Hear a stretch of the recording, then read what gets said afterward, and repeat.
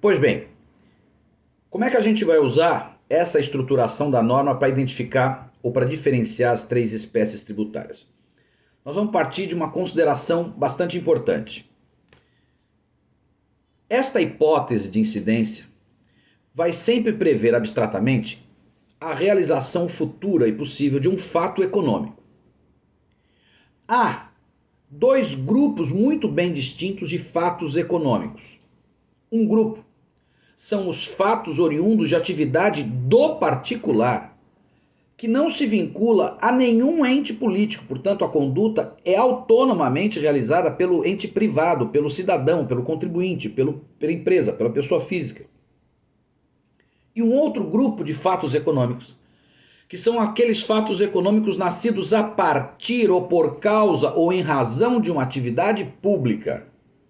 Portanto, nessa segunda modalidade, esses fatos nascem porque o Estado produz uma atividade e isto, portanto, induz uma certa contraprestação do ente privado, do cidadão, do contribuinte.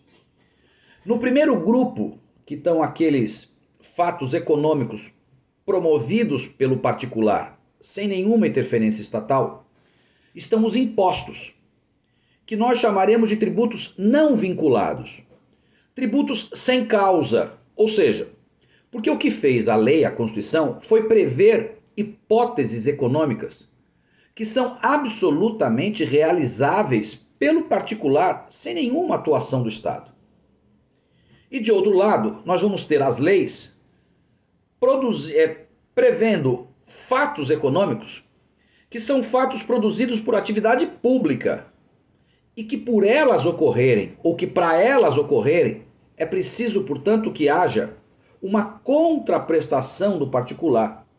Esse grupo é formado pelos chamados tributos vinculados ou com causa. A causa é a atuação pública. Dentro desse grupo estão as taxas e as contribuições de melhoria. Vamos começar pelo tributo mais importante, que são os impostos. Os impostos, portanto, são tributos que têm por hipótese uma atuação do particular, independentemente de qualquer atuação do Estado. Vejam, haverá atuação do Estado após o recolhimento do tributo. Ou seja, eu não pago IPTU para que seja feito asfaltamento. Não, eu pago IPTU porque a hipótese é ser proprietário de um imóvel. Eu sou. Ponto. O direito tributário não se importa para onde vai o dinheiro. O que o Estado fará, isso é pós-tributário. A configuração do imposto, do tributo sobre propriedade territorial urbana se qualificar como imposto vem do fato de que a hipótese de incidência descreve uma atuação econômica que não tem nada a ver com o público, tem a ver só com o particular. Ser proprietário do imóvel, quem é que é? É o particular. O que o Estado lhe fez para isso? Nada. Eu sou o dono do meu imóvel por minha conta. É uma atividade absolutamente minha. Circular mercadorias, comerciante vender seus produtos, é uma atividade absolutamente privada. O poder público não tem nada a ver com isso.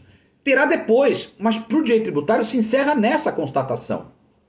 Ao oferir renda, quem é que ganha o dinheiro? O particular. Quem é que trabalha? O particular. Quem é que exerce a atividade? O particular. O dinheiro é dele. A atividade geradora da hipótese do imposto é sempre uma atividade do particular, independentemente de qualquer atuação estatal. Justamente por isso, porque os impostos referem-se a uma atividade do particular que não o vincula a nenhum ente político, é que a Constituição, nos artigos 153, 155 e 156, teve que repartir as competências dos impostos. Ou seja, dizer no 153 quais são os impostos da União, dizer no 155 quais são os impostos dos estados e dizer no 156 quais são os impostos dos municípios. E por que a Constituição teve que fazer isso? Porque se ela não fizesse, nós não teríamos como vincular esse fato a nenhum dos três entes políticos e, portanto, não se saberia quem é o credor do tributo. Vou dar um exemplo. Por qual razão eu pago IPTU para Santos? única resposta possível, porque a Constituição diz que o IPTU é pago para o município. E você podia responder, mas é óbvio que é para o município, Sérgio, porque o seu imóvel está em Santos. Tá bom, mas se o meu imóvel está em Santos, ele também está em que estado?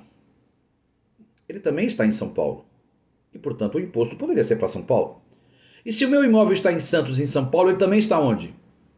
Ele também está na União. Portanto, o imposto seria para a União. O imóvel me vincula ao município de Santos? Não. O imóvel me vincula ao município de Santos porque vocês sabem que o IPTU é municipal. Mas se vocês não soubessem que o IPTU é municipal, não há razão para dizer que o IPTU é municipal, porque afinal de contas ele está no município, ele está no estado, ele está no país. Só para vocês terem uma ideia. Há um imposto irmão do IPTU, que é o ITR, que é o imposto rural.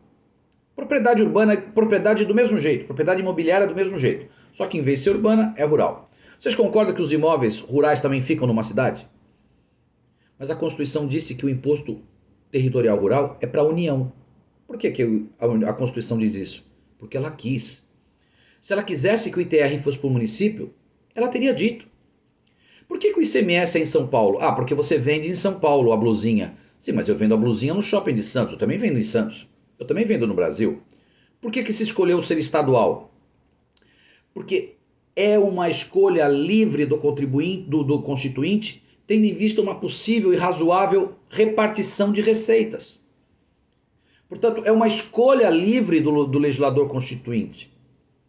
Os impostos, portanto, eles são os únicos tributos que estão repartidos na Constituição. A competência para criar o tributo está dividida na Constituição nesses 3 artigos. A Constituição diz que compete à União criar 7 impostos, compete aos estados criar 3 impostos e compete aos municípios criar 3 impostos. E, portanto, cada um exerce a competência nesse quadrado e não pode invadir a do outro. Essa é a característica fundamental dos impostos, é uma atividade do particular. Outra coisa importante, os impostos, eles não podem, no seu nascedor, ou seja, na lei que prevê a criação do imposto, esta lei não pode vincular a receita desse imposto com nenhuma atuação específica do Estado. Eu não posso, portanto, ter 1% do IPTU para a construção de casa, 1%, eu não posso, salvo aquilo que a Constituição já prevê. Portanto, quando a Constituição prevê, federal ou estadual, prevê uma certa destinação, portanto, na origem da criação, no estabelecimento da competência constitucional, então é possível. Mas eu não posso, por exemplo, dizer numa lei que eu vou aumentar o IPTU de meio para 1 para que esse meio a mais vá para tal lugar, para tal destino. É impossível. Os impostos não podem ter destinação especial. Essa, portanto, gente, é a configuração dos impostos.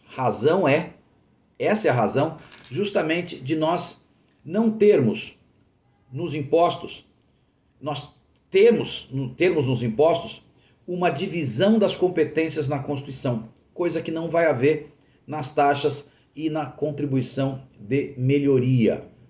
Portanto, a lição de casa para vocês é lerem quais são os impostos dos 153 federais, quais são os impostos dos 155, os estaduais, e quais são os impostos dos 156, os impostos municipais. Falou? Abraço, gente!